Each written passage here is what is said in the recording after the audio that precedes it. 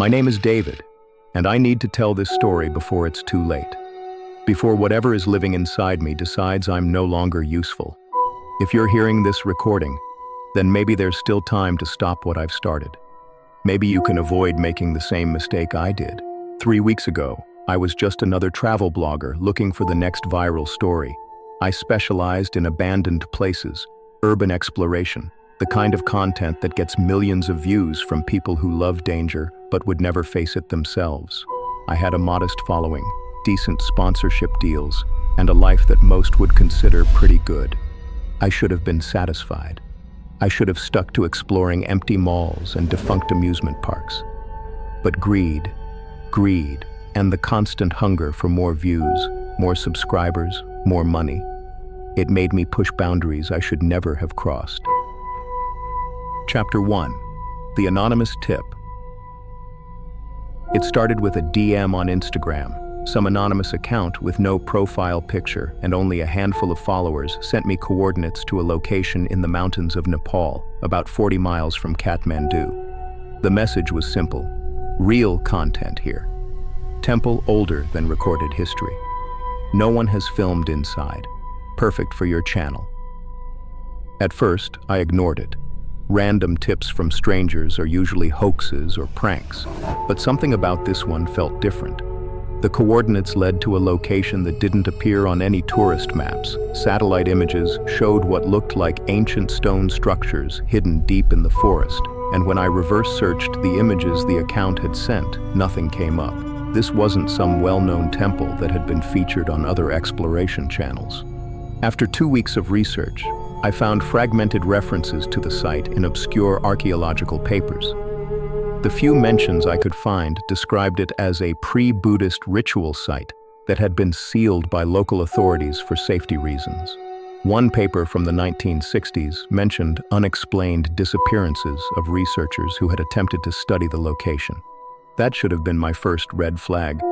Actually, it should have been my last red flag, the point where I said absolutely not and moved on to safer content. But those words, "no one has filmed inside," kept echoing in my head. In the YouTube game, exclusivity is everything. If I could be the first person to document this place, the views would be astronomical. I booked my flight to Nepal the next day. Chapter 2. Into the Forbidden Mountains.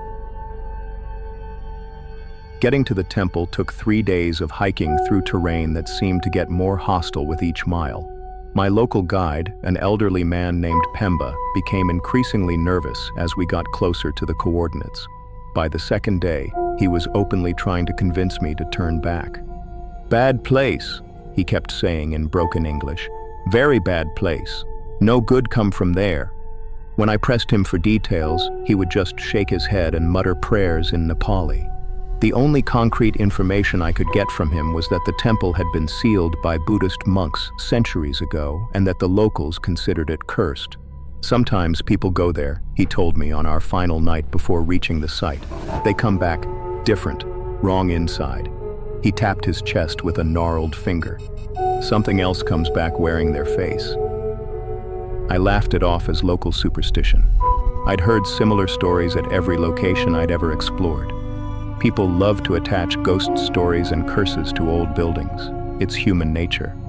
But Pemba's fear seemed genuine, deeper than the usual tourist-friendly spookiness that guides sometimes play up for atmosphere. On the morning of the third day, Pemba refused to go any further. "I go no more," he said, packing up his gear.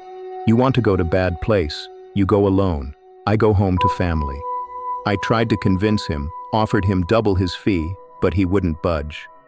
He left me with enough supplies to last 3 days and strict instructions to follow the river back to the main trail if I got lost. Then he disappeared into the forest, moving faster than I would have thought possible for a man his age. I should have followed him. Chapter 3. The Temple That Devours Light.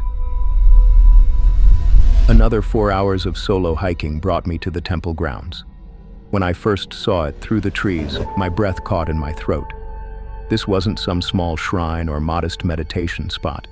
This was a massive complex of black stone buildings that seemed to absorb light rather than reflect it. The architecture was unlike anything I'd seen in my travels. Organic curves mixed with impossible geometric patterns that hurt to look at directly. The main structure was built into the side of a cliff face, with multiple levels connected by steep stone stairways. Carved figures covered every surface, but they weren't the peaceful Buddhist imagery I expected. These were twisted, nightmarish forms that seemed to writhe and change when viewed peripherally. Faces with too many eyes, hands with too many fingers, bodies that defied anatomy. What struck me most was the silence. In 3 days of hiking through dense forest, I'd grown accustomed to the constant sounds of wildlife. Birds, insects, small animals moving through the underbrush. But here, there was nothing. No sound at all except my own breathing and heartbeat. Even the wind seemed to die when it reached the temple grounds. I set up my camera equipment and began filming my approach. This was exactly the kind of content my subscribers lived for. Genuine exploration of a genuinely mysterious location. I could already see the view count climbing as I narrated my way toward the main entrance. The massive doors were made of the same black stone as the rest of the structure, covered in more of those twisted carvings. They stood slightly ajar, just wide enough for a person to squeeze through. According to my research, this temple had been sealed for centuries, but clearly someone or something had opened it recently. That should have been red flag number 2. Chapter 4: Descent into Darkness. The interior was even more unsettling than the exterior. My flashlight beam seemed weak and thin in the vast darkness, illuminating only small circles of carved walls and stone floors. The air was thick and stagnant, carrying a smell I couldn't identify. Not decay or mold, but something organic and alive. Something that reminded me uncomfortably of the inside of a body. The main chamber was enormous, with a ceiling that disappeared into darkness above. More carved figures covered the walls, but these were different from the ones outside. Where the exterior carvings had been chaotic and nightmarish, these were methodical, almost instructional.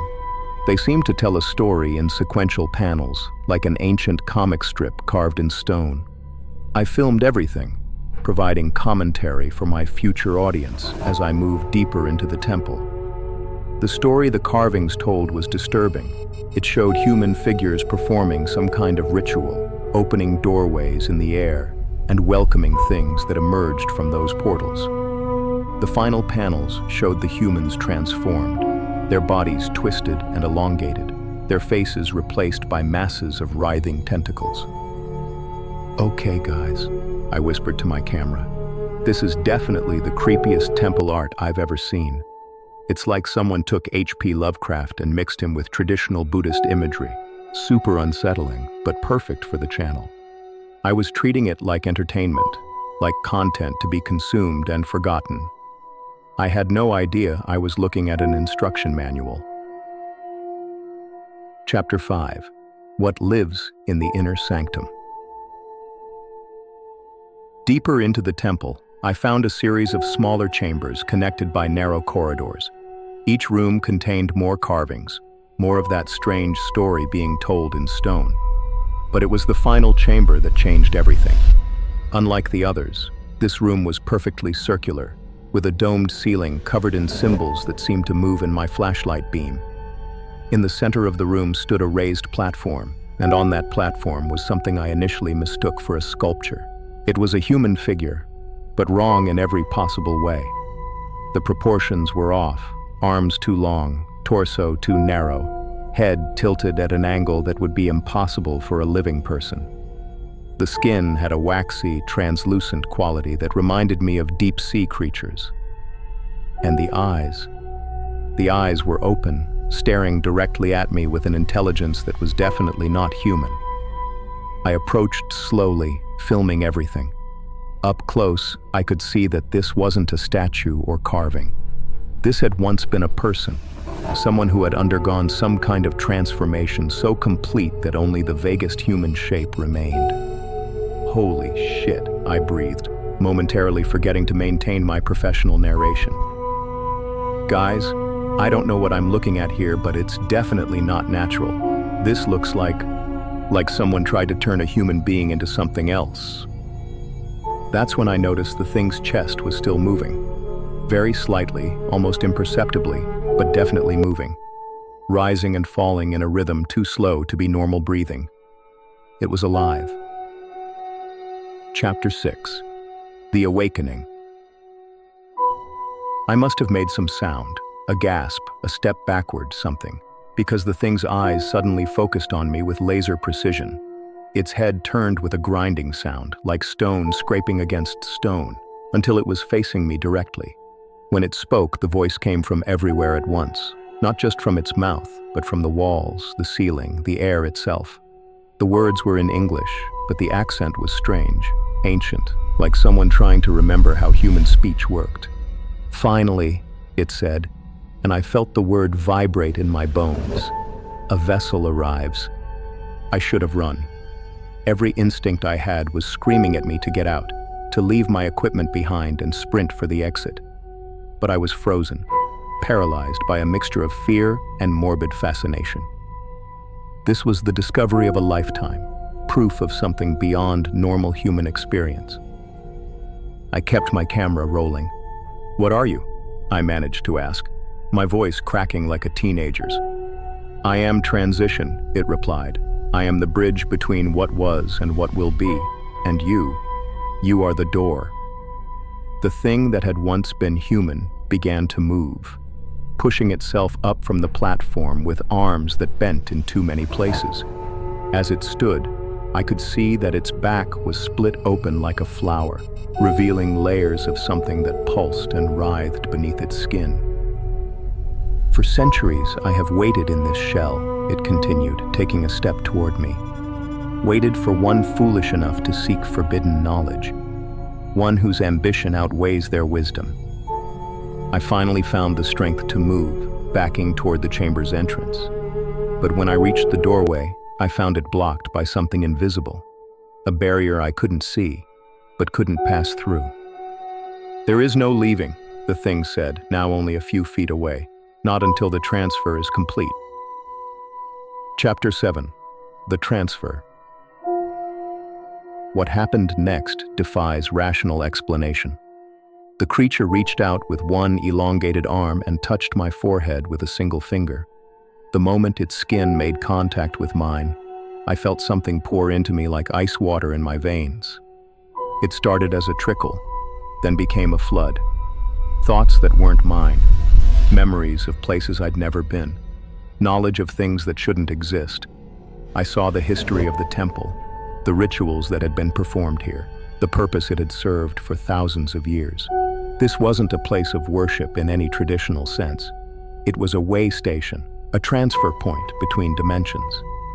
The monks who had originally built it had been trying to contact entities from other planes of existence, beings of pure consciousness that existed beyond physical form. They had succeeded beyond their wildest dreams and worst nightmares. The entities they contacted were parasitic by nature. They couldn't exist in our dimension without a physical host, so they would inhabit human bodies, using them as temporary vessels while they explored our reality. When a host body wore out or was no longer useful, they would simply transfer to a new one. The ritual that had taken place in this chamber allowed for that transfer. The original host would be transformed into a kind of storage unit, a living repository for the entity while it waited for the next suitable candidate to arrive. The creature I was looking at had been waiting for centuries, keeping itself alive through sheer will and alien technology until someone like me showed up. Someone stupid enough to come alone. Someone whose disappearance wouldn't be immediately investigated by authorities. Someone who had told no one exactly where they were going.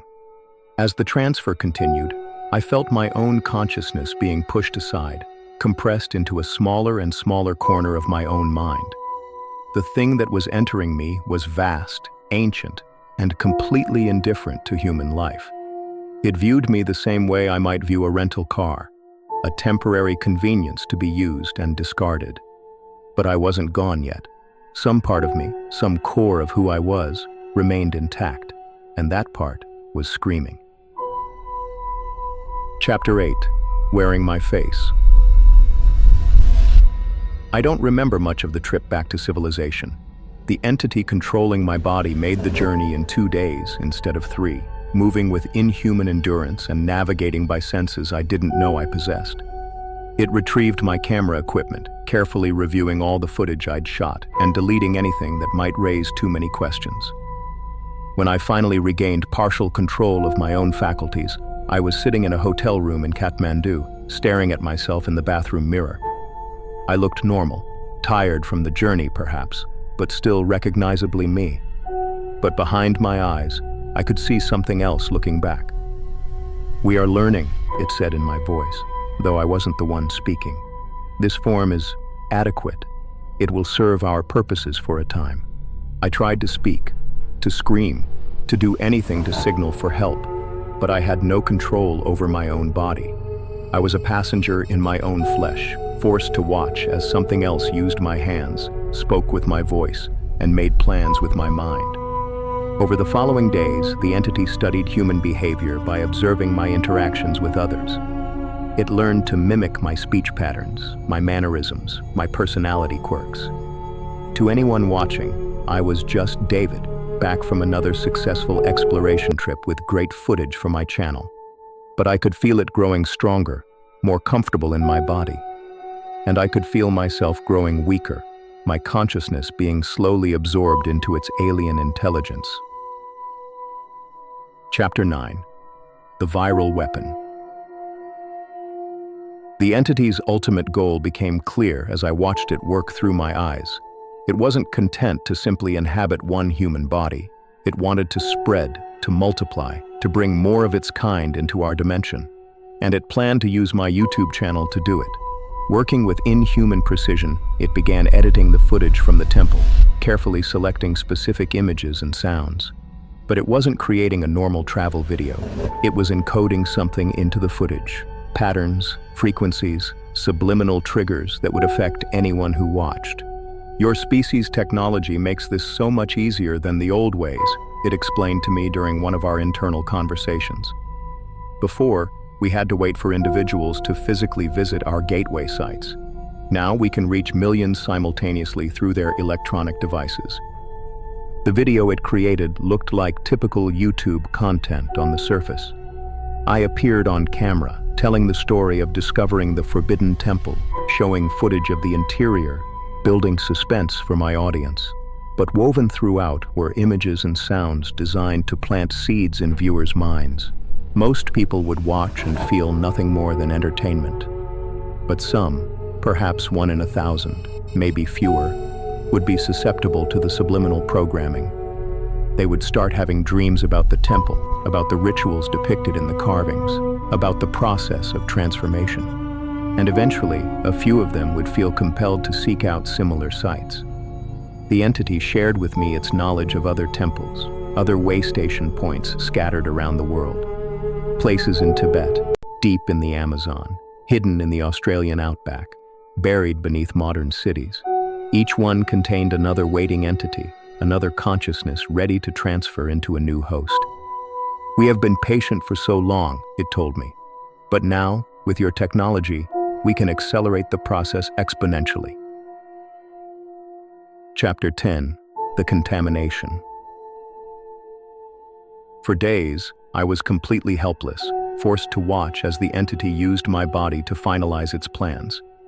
It uploaded the corrupted video to my YouTube channel, promoted it across social media, and began engaging with comments from viewers who seemed unusually affected by the content. But something unexpected happened.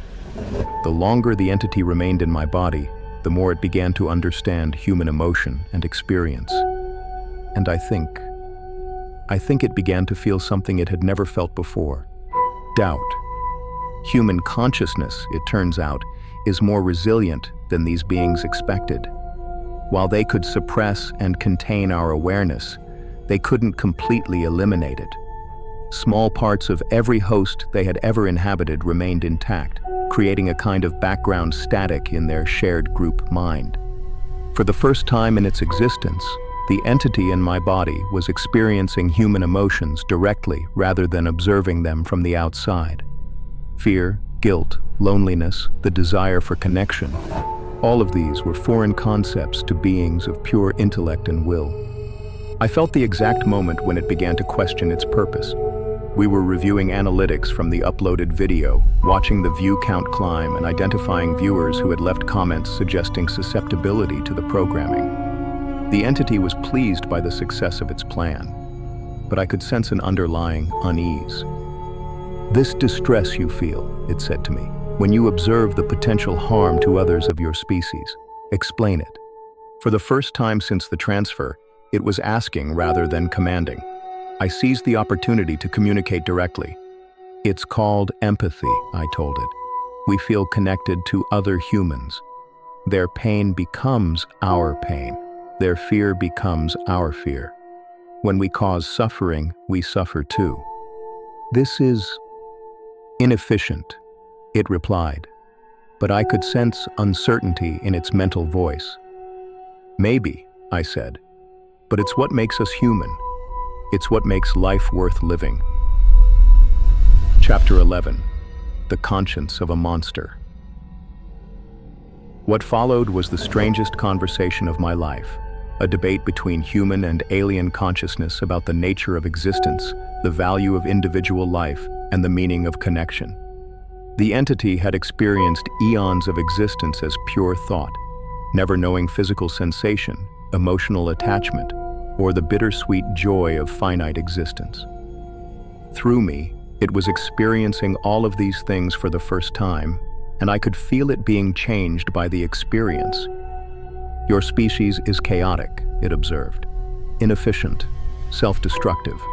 Why do you value this existence so highly?"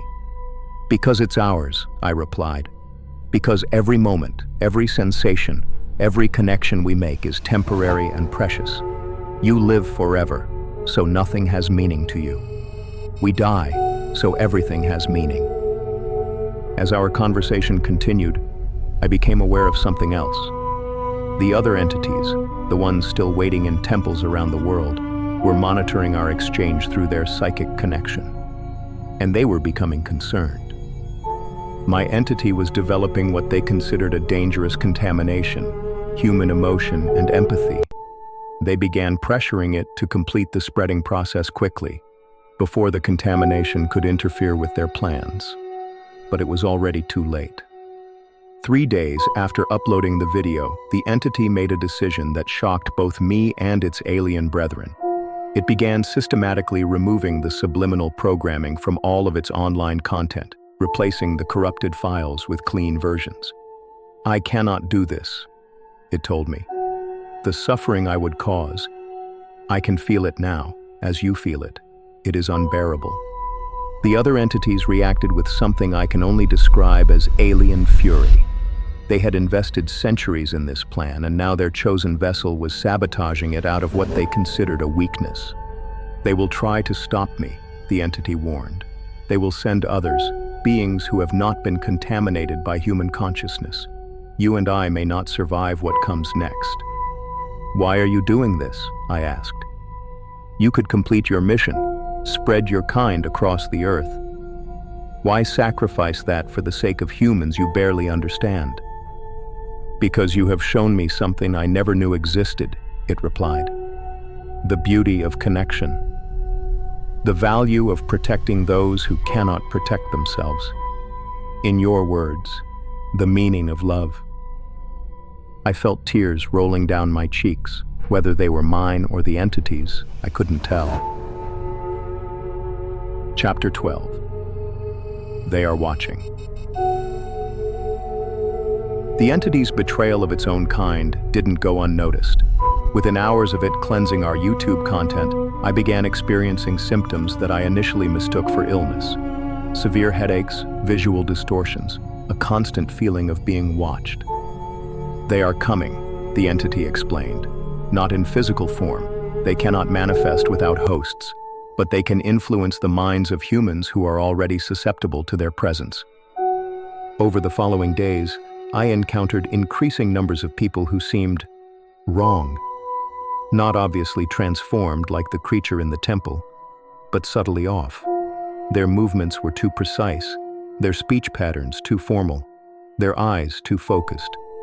They watched me from coffee shops, followed me through crowded streets, appeared outside my apartment building at all hours.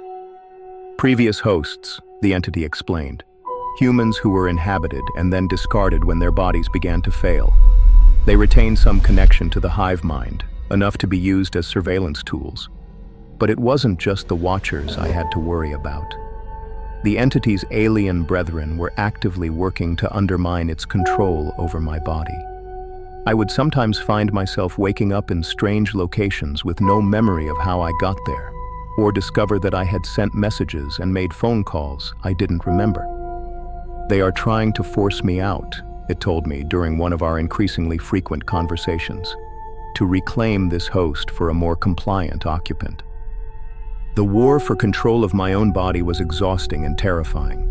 Some days I felt almost normal, with the entity's presence barely noticeable. Other days I was completely suppressed, forced to watch as something else puppet mastered my actions. Chapter 13. The Final Warning. As the struggle intensified, the entity made one last desperate decision. Working during a brief window when it had full control, it recorded this message, the video you're hearing now. "I need you to understand," it said through my voice, "that what happened to me is spreading. There are others like that temple, hidden around the world. And there are others like your David, humans who have been compromised but don't yet know it." It provided coordinates, locations of other temples it knew about through the shared consciousness of its kind. Places that needed to be sealed, destroyed if possible, before more of its brethren could use them as gateways into our world. "Some of your species will be compelled to seek these places out," it warned. "The programming I initially embedded in your minds, though cleansed from the video, may have already taken root in susceptible individuals. Watch for the signs: obsession with ancient sites, dreams of transformation, the feeling that something is calling them from far away." As it recorded this warning, I could feel other presences pressing against my consciousness, trying to break through the entity's control. The final battle for my body was beginning. "I do not know if we will survive this," it admitted.